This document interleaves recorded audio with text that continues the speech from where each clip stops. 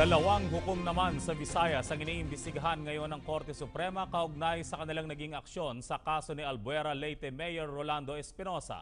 Batay sa resolusyong inilabas ng Supreme Court, iimbestigahan sina Judge Carlos Arguelles ng Baybay City Regional Trial Court Branch 14 at Judge Tarcelo Sabare Jr. ng Regional Trial Court Branch 13 ng Basay, Samar. Si Arguelles ang umahawak sa kasong illegal drugs at illegal possession of firearms laban kay Espinosa, habang si Sabare naman ang nag-issue ng search warrants na ginamit ng CIDG Region 8 sa kanilang operasyon sa detention facility ni na Espinosa at Raul Yap.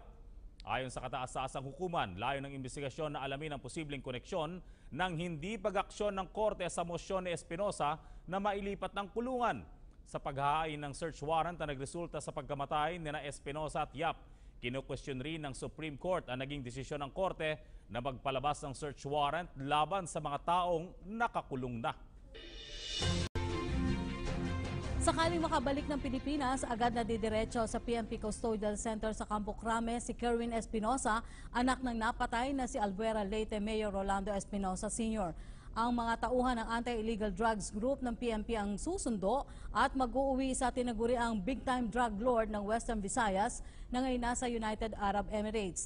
Sa ngayon ay umaasa ang Administrasyong Duterte na maiuwing buhay ang nakababatang Espinosa. Tiniyak naman ni PNP Chief Director General Ronald De La Rosa ang seguridad ni Kerwin sakaling o sa sandaling makarating ito sa bansa. Samantala, ayon naman kay Justice Secretary Vitaliano Aguirre, una nang humiling si Kerwin na isailalim siya sa Witness Protection Program ng DOJ. Posible ding maisama ang pamilya nito sa WPP para sa kanilang security. Sumang-ayon naman si Pangulong Rodrigo Duterte sa naging desisyon ng Korte Suprema hinggil sa paglilibing kay dating Pangulong Ferdinand Marcos sa libingan ng mga bayani. Anya, ito'y naaayon sa saligang batas na maaring ilibing ang mga dating presidente at sundalo ng bansa. Nagbabalik si Waywaya Macalma. Mismo si Pangulong Rodrigo Duterte ay kinatigan ang naging desisyon ng Korte Suprema na ilibing si dating Pangulong Ferdinand Marcos sa libingan ng mga bayani.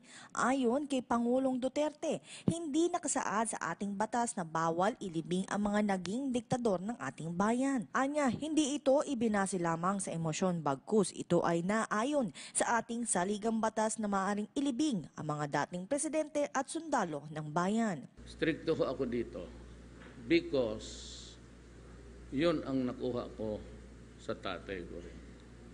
The law is the law as the law. Kaya itong ngayon kay President Marcos, simply, what is the law? The law is the law. It has no emotions at all. It says that if you are a president, and does that say you have a record of a dictatorship or whatnot, or being a gentle despot, walang sinabi niyan. The law says that if you are a soldier, you are qualified to be there.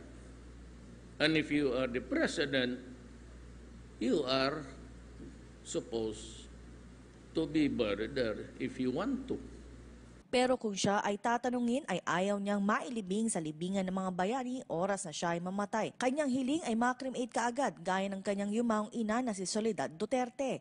Hiling pa ng Pangulo na nais niyang isaboy ang kanyang mga abo kung saan isinaboy ang abo ng kanyang ina.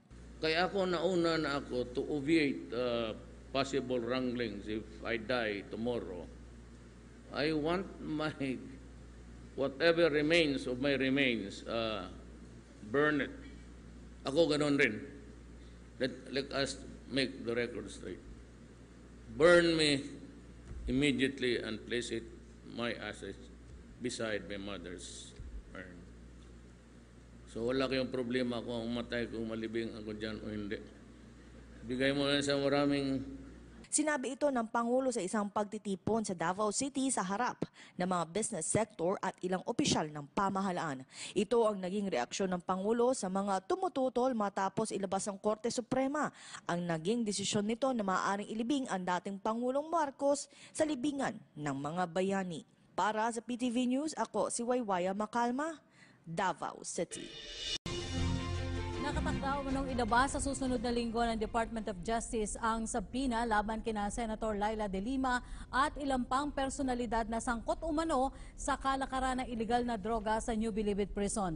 Ayon kay Justice Secretary Vitaliano Aguirre, pinakonsolidate na niya ang mga reklamong inihain ni J.B. Sebastian, Volunteers Against Crime and Corruption at mga dating NBI Deputy Directors Ruel Lasala at Reynaldo Esmeralda. Maliban kay De Lima, kabilang sa mga sinampahan ng reklamo ay sina dating Justice Undersecretary Francisco Baraan III, dating Bureau of Corrections Chief Franklin Jesus Bucayo, dating Bucor Officer in Charge Rafael Ragos at ang dating security aide ng senadora na si Ronnie Dayan. Matatanda ang ilang pagdinig ang isinagawa ng mababang kapulungan kaugnay sa umano'y bentahan ng ilegal na droga sa Bilibid, kung saan ilang high-profile inmates ang humarap tulad ni na J.B. Sebastian at Herbert Colanco, kung saan pinangalanan nila ang mga nasa likod ng naturang ilegal na gawain, kabilang na umano si Senator Laila De Lima. Halos mabigti sa pagkakatali ang isang aso nang makaladkad dito sa Commonwealth Avenue. Tumalon daw ang aso sa bintana ng umaandar na pickup truck.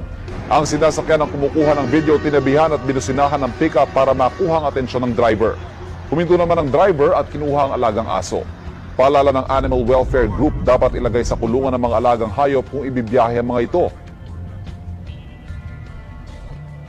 Nahagip naman ng kotse ang isang lalaking tumatawid sa ipinagbabawal na lugar sa Tandang Sora Avenue sa Quezon City. Sa lakas ng impact, tumilapon ang lalaki at nagpasirko-sirko sa kalsada. Kwento ng kasama ng lalaki, pagyawang-gewa ang kotse kaya nalito ang biktima. Nagtamo ng pilay sa kaliwang braso at kanang paa ang biktima. Facebook friends, ipinagtanggol ni Pangulong Rodrigo Duterte ang mga pulis na kasama sa operasyong ikinamatay ni Albuera Leyte Mayor Rolando Espinosa Sr.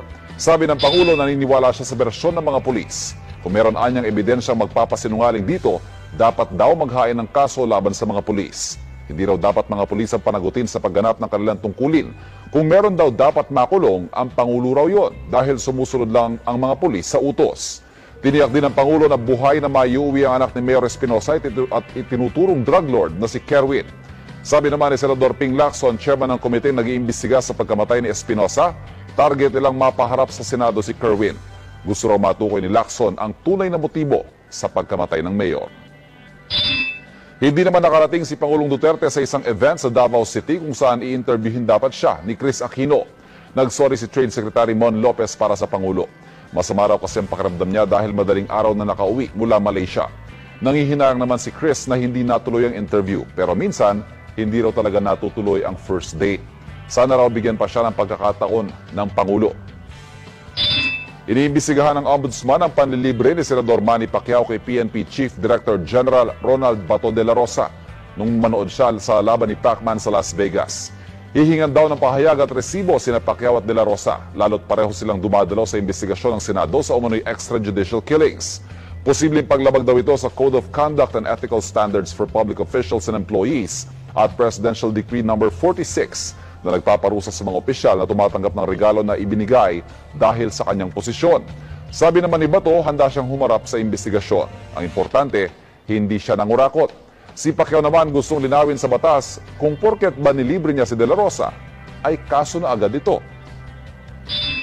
Nakabalik na sa Pilipinas galing Tokyo, Japan, si 2016 Miss International Kylie Versosa. Pagdating niya sa NAIA, mainit na sinalubong ang beauty queen ng kanyang mga magulang. Sila raw ang naging sandigan niya sa lahat ng hirap na pinagdaanan. Nakwento rin ni Kylie ang pagkikita nila ni Pangulong Duterte sa Japan.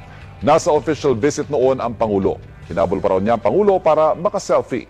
Bukod daw sa duties bilang beauty queen, gusto rin niyang muling makausap si Pangulong Duterte.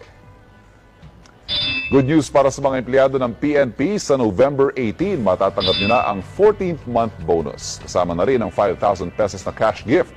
Next week na po yan. Patok naman sa netizens ang tagisan sa English translation ni Rufa May Quinto at Ethel Buba sa programang Tonight with Arnold Clavio. Check out the video on gmanews.tv. Ang mag-asawang Oyo Soto at Christine Hermosa naman hindi pinalampas ang isang basher na tinawag na Batugan, si Oyo.